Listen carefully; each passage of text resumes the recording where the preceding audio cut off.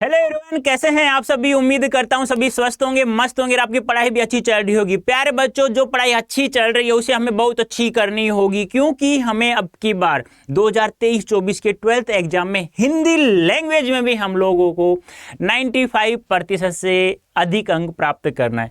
क्या सर, हिंदी में इतने अंक हम लोग प्राप्त कर सकते हैं? हाँ बेटा, पॉसिबल है, कर सकते हैं 101%। कैसे करें, वही तो चर्चा करने में आया हूं आप लोगों के सामने। तो प्यारे बच्चों, जैसा कह रहा हूं वैसा किया ना आप लोगों ने, तो आज कह रहा हूं, अब भी इसी सेशन में कह रहा हूं, एंड में देखना आप कहोगे कि हाँ सर, आपने उस दिन सही कहा था। यार सर, ऐसा कैसे हो सकता है, हिंदी में हमने तो कभी देखा ही नहीं है। अरे नहीं देखा ना, तो अब की बार देखना है आप लोगों को, और आप ही लोगों को लाना है इतने मार्क्स भी। तो सर कैसे होगा? तो मैं जो बात बताऊंगा उनको करोगे तो 101% आपको प्राप्त हो जाएंगे।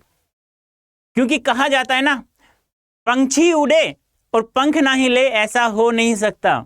संगीत चले और दर्द ना मिले, तो ऐसा हो नहीं सकता। और स्टूडेंट्स, शिद्दत से जो चाहे उसे वो ना मिले, ऐसा हो नहीं सकता।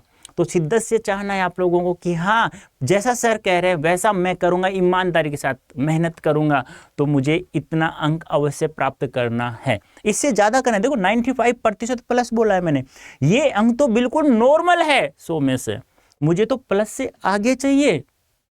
और ऐसा मैं करके दिखाऊंगा, आप लोगों को करना होगा, जैसा बता रहा हूं वैसा पढ़ना होगा। अब देखो, सबसे पहले हम लोगों को क्या करना होगा, हमें 12th 11th की तरह हमें ये क्लास बर्बाद नहीं करनी है। कैसे पढ़ना है, क्या करना है, ये सब मैं आप लोगों को बता रहा हूं।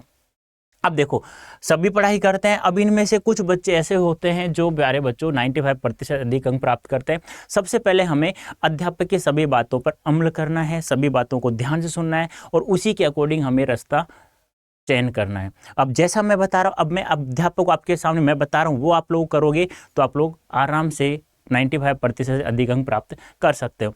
अब देख लो, इससे बड़ा और मैं आपको क्या बताऊं यार, इससे अच्छा उदाहरण क्या ऐसा हो सकता है? अरे 2011 का विश्व कप याद होगा, युवराज सिंह खिलाड़ी हैं, इनसे महान खिलाड़ी शायद कोई नहीं हो सकता, जिनको कैंसर था उस समय, और वो मीटिंग आ रही थी, खून की वो मीटिंग, और उस समय फिर इन्होंने कभी भी ग्राउंड से बाहर नहीं गए। ये क्यों?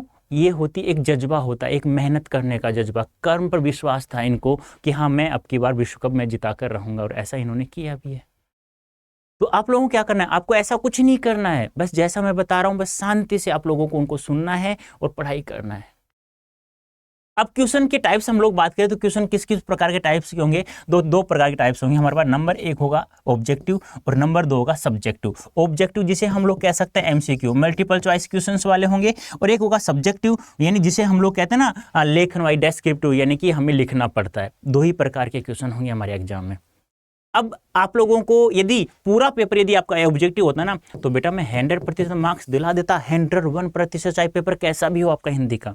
लेकिन अब की बार क्या करें, 50% ऐसा होगा, 50% ऐसा होगा, यानी 80 मार्क्स का आपका एग्जाम होगा, जिसमें 40 नंबर का आपका ऑब्जेक्टिव होगा, 40 नंबर का आपका डेस्क्रिप्टिव होगा। 20 मार्क्स आपके जाते हैं यहाँ से, स्कूल से जाते हैं, तो वो भी हम लोग यदि अभी से स्टार्ट करेंगे, जैसा मैं बता रहा हूँ वैसा हम लोग पढ़ेंगे ना, तो प्यारे बच्चों वो भी हमें 20 में 20 प्राप्त हो जाएंगे।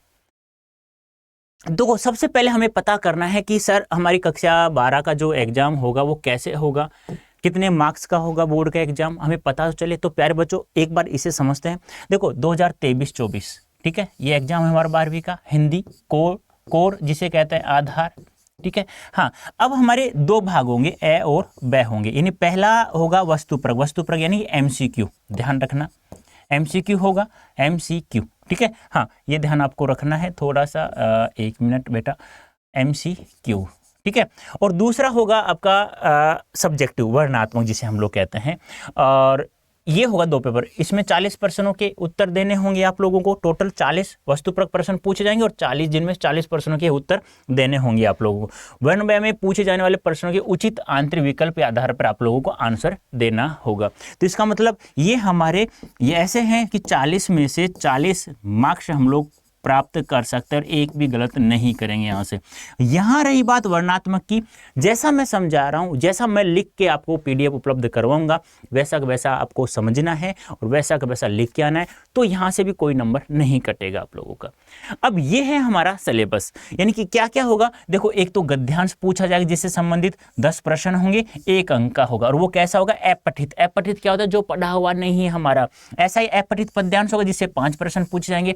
तो मतलब एक बात साफ होगी, यानी कि जो अपठित गद्यांश पद्यांश होंगे वहां से कुल 15 मार्क्स का हमें करना है, और सबसे ज्यादा इजी यही होता है यहाँ से। अब एक पुस्तक आती है अभिव्यक्ति और माध्यम, हमारे यहाँ लगी हुई, मैं अभी दिखाऊंगा आप लोगों को, फोटो भी दिखाऊंगा कौन कौन चैप्टर, ये भी मैं आप लोगों को बताऊंगा।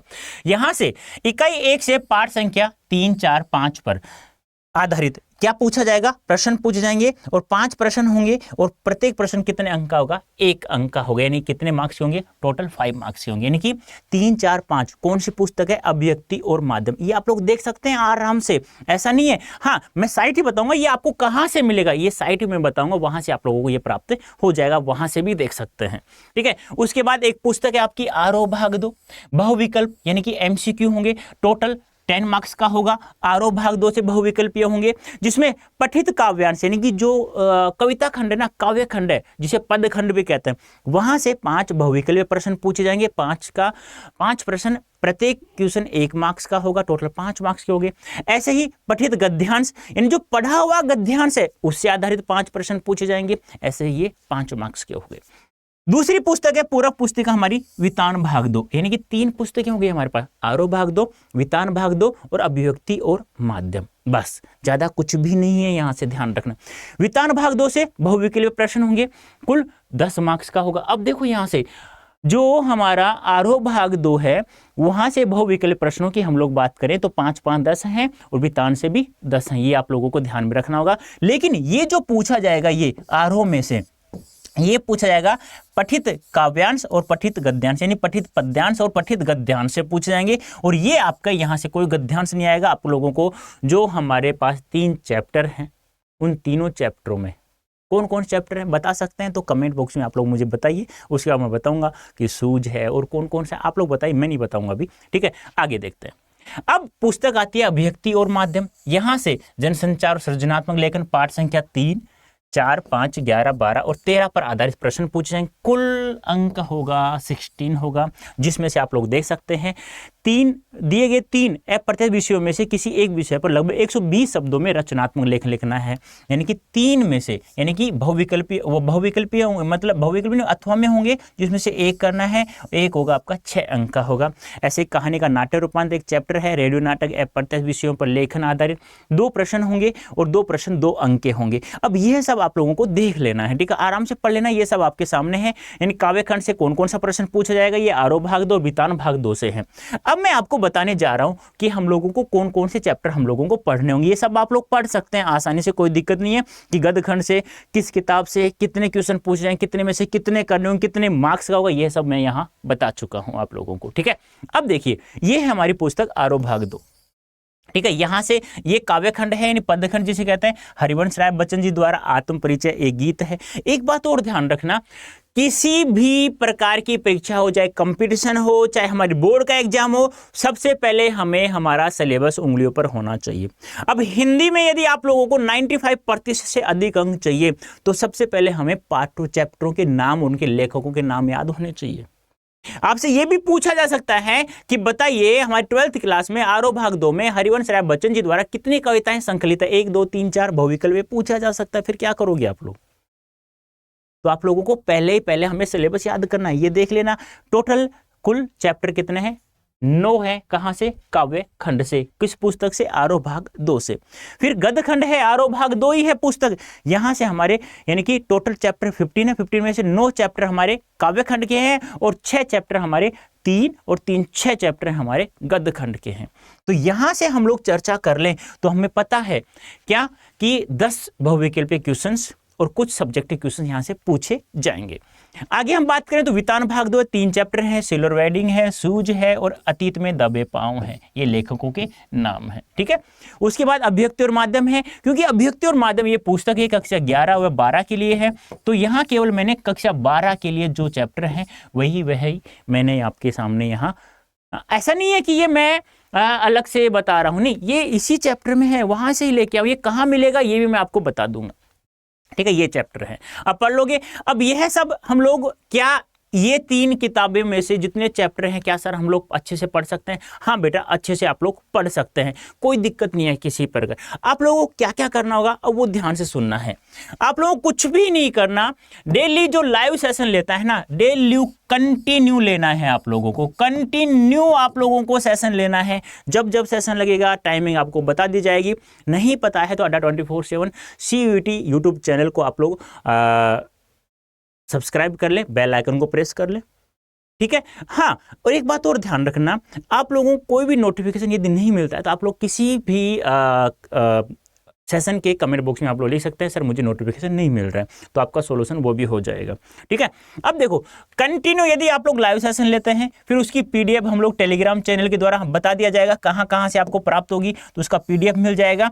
अब जैसा मैंने यहाँ पढ़ाया वैसा वैसा आप लोग PDF से क्या करेंगे, रिविजन करेंगे। समझ में आया मैंने क्या कहा? डेली लाइव सेशन लेना है, ऐसा नहीं कि सर आज नहीं कल देख लेंगे यार, कल का कल परसों देख लेंगे, नहीं, ऐसा नहीं करना है। यदि आप लोगों को चाहिए 95% से अधिक अंक चाहिए तो आप लोगों को जैसा कह रहा हूं वैसा कर रहे हैं बेटा, तो गारंटी के साथ विश्वास दिलाता हूं मैं आप लोगों को, मैं आपको 95% से अधिक अंक दिला के चला जाऊंगा। ऐसा अभी नहीं, हमेशा ऐसा ही हम लोग दिलाते हैं बच्चों को। ठीक है, उसके बाद आप लोग रिवीजन कर लोगे PDF से। फिर MCQ सब्जेक्टिव क्वेश्चंस, जितने सब्जेक्टिव MCQ क्वेश्चन मैं करवा रहा हूं वो सारे के सारे आप लोगों को क्या होने चाहिए, याद होने चाहिए। देखो मैं पढ़ाऊंगा, फिर आप लोग रिवीजन कर लोगे, फिर रिवीजन करते ही एक बार वापस रिवीजन कर लोगे इन सब्जेक्टिव MCQ का, याद हो जाएंगे। अब आप लोगों को मैं कराऊंगा प्रीवियस ईयर के सैंपल पेपर हल करवाऊंगा। यदि मैं 5 चीजें सैंपल पेपर यानी कि ये जितने भी रिवीजन है इनका MCQ सब्जेक्टिव क्वेश्चन करा दूंगा, जितने सैंपल पेपर मैं करवा दूंगा, यहां से फिर ध्यान रखना एक भी क्वेश्चन बाहर नहीं जाएगा आप लोगों का।